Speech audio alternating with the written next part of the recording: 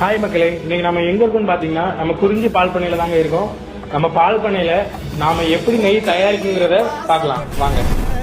ஒண்ணு மட்டும் மாறவில்லை, மத்த நாட்டு சுவையெல்லாமே ஒத்த வேலை உடைய போல சுத்தமான நம்மூர் சுவையோ ஆத்தா தந்த உசுர போல மூட்டி பாசம் கொட்டி சமைச்சது திண்டுக்கல்லு தலப்பா கட்டி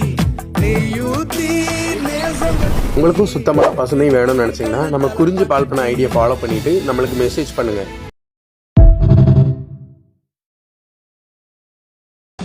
ஹாய் மக்களே, இன்னைக்கு நம்ம எங்க இருக்கோம்னு பாத்தீங்கன்னா நம்ம குறிஞ்சி பால் பண்ணையில தாங்க இருக்கோம். நம்ம பால் பண்ணையில நாம எப்படி நெய் தயாரிக்குங்கிறத பார்க்கலாம் வாங்க.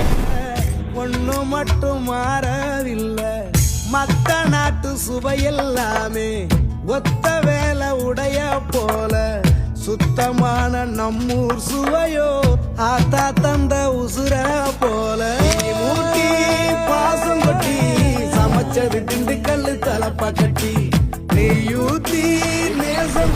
உங்களுக்கும் சுத்தமான பசுனை வேணும்னு நினைச்சீங்கன்னா நம்ம குறிஞ்சி பால் பண்ண ஐடியா ஃபாலோ பண்ணிட்டு நம்மளுக்கு மெசேஜ் பண்ணுங்க.